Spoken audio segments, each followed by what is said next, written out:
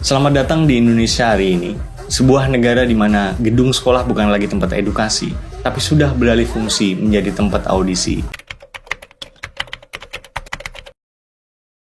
Menurut keyakinan saya. Tapi ini bukan semata asumsi yang membabi buta. Saya akan jelasin dari mana saya dapat keyakinan tersebut. Kalau kamu cek media sosial sekarang, khususnya wajah-wajah pendidikan kita, batas antara lembaga pendidikan sama manajemen artis itu udah setipis tisu. Ya estetik sih, tapi 3 kali 7. 24. Salah. 32. Salah. Enggak, 22. Salah. Pas, Pak. 5 kali 4. 5 kali 4, 24. Salah. 23. Salah. otaknya kosong. Ini yang disebut validation addiction, atau kecanduan validasi. Jadi di psikologi ada yang namanya dopamine hit. Tiap kali si murid dan guru ini ngonten joget-joget, terus yang nonton rame, otak mereka ngelepasin dopamin yang bikin nagih. Saking candunya dapat like, share, dan masuk FYP, mereka sampai lupa kalau ada yang namanya marwah, kehormatan, harga diri, martabat yang harus dijaga. Saya jadi curiga apa pejabat-pejabat yang joget-joget itu dulu masa kecilnya dimulai dari hal-hal yang kayak gini. Saya nemu video dan kaget banget ngelihat betapa jauhnya masa SD saya sama anak-anak SD zaman sekarang. Ini bocah bukannya diajarin cara bernalar dan berlogika, malah disuruh joget-joget depan banyak orang. Which is kayaknya nggak mungkin inisiatif dia sendiri kan. Pasti ada arahan dan persetujuan guru-gurunya gitu. Mana bocahnya buat laki-laki nggak gini? Ya elah, jangan kaku ngapa bang, itu kan lucu-lucuan aja buat hiburan. Kan juga bentuk pemasaran biar sekolahnya terkenal. Nah ini masalahnya. Logika itu sekarang udah nggak logis. Bukankah lucu nggak harus bego? Panji lucu nggak bego? Radit lucu nggak bego? Ya walaupun ada yang lucu dan... Saya nyari-nyari di mana ini jawabannya. Tapi maksudnya, masih ada kan cara lain buat deket sama murid?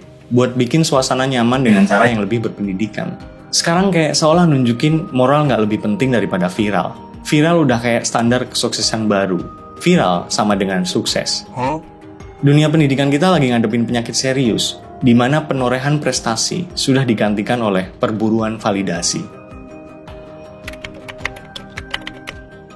Masih ingat video ini? Setahun tuh 12 bulan. Kalau 2 tahun berapa bulan?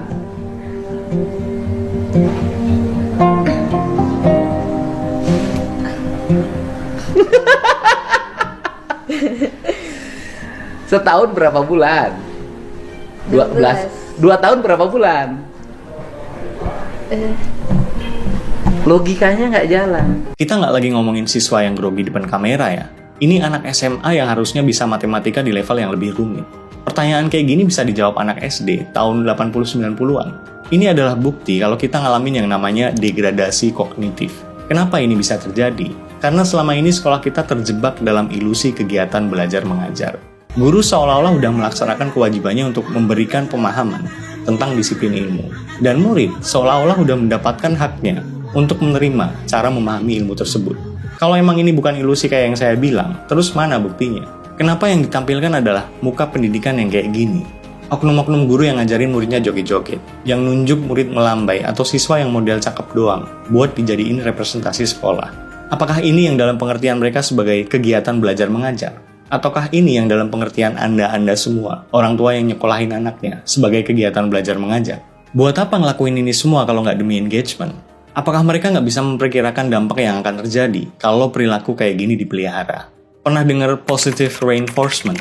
Ketika hal-hal yang nggak berfaedah itu dikasih panggung dan pujian, otak siswi ini nangkepnya, oh, gue nggak perlu pintar matematika. Yang penting bisa joget, melambai-lambai, gue bakal dianggap asik, gue bakal dianggap hebat. Gini teman-teman. Ada perbedaan besar antara understanding atau paham dan memorizing atau menghafal. Sementara sistem pendidikan kita itu sekarang udah kayak pabrik mesin fotokopi. Guru ngasih materi, murid suruh ngafal, terus ujian. Habis itu, gone, hilang. Dan ini diulang-ulang terus. Murid cuma diajarin 5 tambah 5 sama dengan berapa. Bukan 10 sama dengan berapa ditambah berapa. Inilah yang melahirkan ribuan siswa yang punya ijazah, tapi nggak punya logika. Seenggak sukanya orang sama Bang Rocky, tapi buat saya omongan dia ada benernya.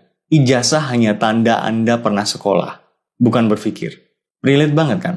Apalagi kalau ngelihat para pengajar yang harusnya jadi garda terdepan pemberantas kedunguan, malah jadi sponsor atas kedunguan itu sendiri. Kalau kita pengen tahu kenapa wajah pendidikan kita bisa sehancur ini, kita harus lihat dari jantung pendidikannya dulu, which is guru.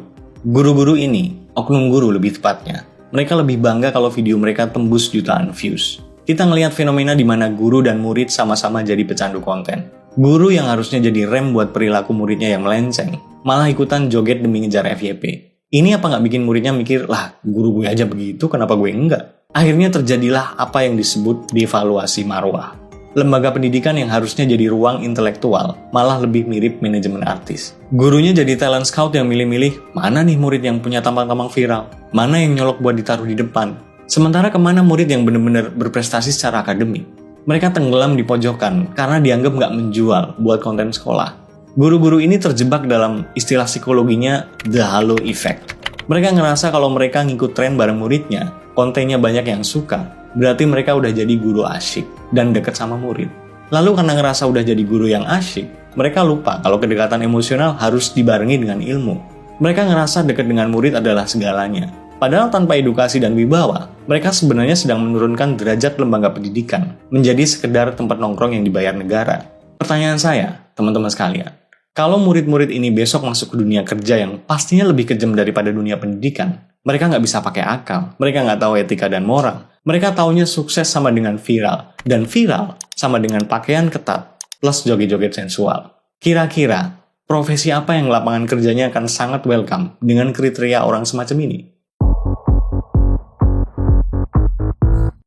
Banyak guru zaman sekarang tahu gimana caranya jadi guru yang baik, tapi nggak tahu gimana caranya jadi guru yang benar. Ini bukan soal sertifikasi, bukan soal gelar SPD-nya, tapi pedagogi, seni mengajar. Mengajar itu bukan cuma soal mindahin data dari buku ke papan tulis. Ada proses yang namanya scaffolding. Guru itu harusnya membangun tangga pemahaman buat muridnya. Kayak yang saya bilang di awal tadi, bukan 5 tambah 5 hasilnya berapa, tapi 10 itu hasil berapa tambah berapa. Kalau ini emang udah diterapin, murid itu nggak cuma jago matematika, tapi jadi tahu kalau joget plus viral bukan berarti sukses. Mereka bisa pakai akal dan ngebedain mana yang nakal dan mana yang bermoral. Saya ingat sama satu tokoh legendaris dunia pendidikan Indonesia, namanya Profesor Yohanes Surya. Dia bilang, di dunia ini tidak ada anak yang bodoh. Yang ada itu hanya anak yang tidak atau belum mendapat kesempatan belajar dari guru yang baik dan metode yang baik. Beliau membuktikan ini dengan pergi ke pelosok Papua dan mencari anak-anak yang dianggap paling nggak punya harapan. Yang 4 tahun nggak naik kelas, usia 12 tahun masih kelas 2 SD. Dalam waktu singkat, di tangan Prof. Yohanes, anak-anak yang tadinya dianggap nggak punya harapan ini berubah jadi juara Olimpiade Sains dan Robotik tingkat nasional. Mereka yang tadinya nggak bisa ngitung cepat, tiba-tiba bisa nyelesain soal akar kuadrat dan variabel kompleks cepat kilat. Soal pertama, X berapa? 6. Berapa? 6. Kita lihat jawabannya. Iya. Beliau tahu kalau otak manusia itu plastis, bisa dibentuk, asalkan pengajarnya punya metode. Jadi kalau kamu ngelihat ada murid SMA yang nggak bisa matematika, atau nggak tahu 2 tahun itu berapa bulan, jangan cuma ketawain muridnya, tanyain gurunya, selama ini di kelas mereka ngapain aja? Apakah mereka beneran mentransfer ilmu? Atau sebenarnya lagi ngebuktiin tuduhan kalau sekolah itu scam? Mereka meluluskan anak-anak ini dengan ilmu akademis yang nol, cuma karena lebih sibuk ngurusin koreografi perpisahan daripada kurikulum pendidikan. Tapi disclaimer dulu ya, saya nggak punya niat buruk dan nggak bermaksud jahat ke siapapun. Ini murni keresahan pribadi sebagai orang tua, mantan siswa, warga negara yang masih waras dan ngerasa cemas dengan kualitas pendidikan bangsa ini. Guru yang saya maksud di video ini hanya oknum tertentu, bukan guru se-Indonesia, bukan guru secara general. Saya yakin masih banyak kok guru yang memang kompeten di luar sana. Sekali lagi, yang saya maksud adalah oknum guru. Jangan dipotong-potong nih. Kalau kebetulan kamu guru dan tersinggung sama konten ini, baguslah. Saya nggak akan minta maaf. Kamu yang harusnya minta maaf. Bukan ke saya, tapi ke mereka. Generasi-generasi penerus bangsa ini. Anak-anak kami, adik-adik kami, saudara-saudari kami. Kamu sebagai sosok yang seharusnya digugu dan ditiru, malah ngajarin dan nyontoin hal-hal yang memalukan buat wajah pendidikan. Bayangin betapa ngerinya masa depan bangsa kita kalau yang kayak gini ini dibudayakan. Kita akan melahirkan sebuah generasi yang mungkin pinter joget, jago ngedit, tapi tolol secara logika dan nol secara etika. Emang kamu mau jadi orang tua yang udah kerja keras banting tulang buat nyekolahin anak dengan harapan dia terdidik logika dan moralnya? Tahu-tahu anakmu muncul joget-joget jadi figuran di konten TikTok gurunya. Atau parahnya lagi karena terinspirasi gurunya, anakmu ngikut joget-joget, terus rame komentar yang wah, ngeri lah. Atau jangan-jangan malah nggak kepikiran sampai ke situ. Guru beneran nggak sih? Coba jawab, 12 kali 2 berapa? Tahu nggak jawabannya? Kalau tahu, kenapa jawabannya itu? Ini orang ngomong doang. Dia nggak tahu apa. Murid itu butuh kenyamanan biar bisa belajar dan menyerap pelajaran dengan baik. Pelajaran yang mana? Yang joget-joget itu. Video yang tersebar di media sosial memperlihatkan 5 orang siswi sekolah dasar yang bergoyang erotis sambil disawer dan diteriaki oleh penonton. Apa yang nggak bisa hitung-hitungan itu? Seorang siswa SMA kelas 12 juga tidak mampu menjawab soal matematika sederhana ketika dites langsung oleh petugas. Kalau mau nyaman mah ke kafe aja, ngegame, atau di rumah lah, jangan di sekolah. Tugas guru bukan bikin nyaman, tapi bikin paham, moral, dan intelektual. Guru kan juga manusia, butuh hiburan. Ngerti, siapa sih manusia yang gak butuh hiburan? Tapi lihat-lihat juga dong. Saya gak pernah tuh denger pilot joget-joget pas nerbangin pesawat. Atau dokter bedah ngonten TikTok pas operasi. Bayangin kalau ada beneran dan sepemikiran sama kamu. Saya paham, kamu, saya, kita semua butuh validasi kok. Tapi pinter-pinterlah menempatkan diri. Kalau kamu memang segitu pengennya validasi dan mengekspresikan diri, saya kasih tipsnya. Copot seragammu. Karena itu adalah identitas profesimu. Selama kamu pakai itu, 1 kali 24 jam, kamu adalah wajah pendidikan negara ini. Kalau atribut-atribut itu udah kamu tanggalkan, mau cari validasi, mengekspresikan diri, cari kitab suci, terserahlah. Tapi tolonglah Pak Guru, Bu Guru, jagalah marwah pendidikan bangsa ini. Jadilah sosok yang memang pantas digugu dan ditiru. Kami titipkan anak-anak kami, generasi penerus bangsa ini ke tangan kalian. Tokoh kunci dan garda terdepan dunia pendidikan. Buat kamu para murid, adik-adikku sekalian, saya cuma pengen bilang, nanti kamu bakal nyesel di masa depan kalau ngebiarin ilmu akademismu nol cuma karena keasikannya scroll. Buktiin kalau nggak percaya. Anggap video ini adalah time kapsulmu. Komen di sini dan balik 10 tahun lagi. Ceritain apa yang kamu alami. Buat sekarang fokus pendidikan dulu. Tugasmu bukan cari viral. Tugasmu belajar pakai akal. Paham apa itu etika. Paham apa itu moral. Kalau nggak paham, kejar gurunya. Tanya sampai paham. Paksa mereka buat menjalankan tugas dan kewajiban mereka yang sebenarnya. Jangan mau kalau cuma dijadiin bahan konten. Oke? Ingat, nggak semua yang viral itu bermoral, dan nggak semua yang tenar itu benar. Kalau video ini bikin kamu ngerasa nggak nyaman, baguslah.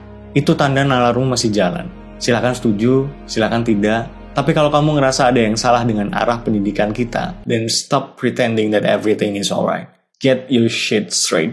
Thank you udah dengerin keresahan saya. Semoga bermanfaat. See ya.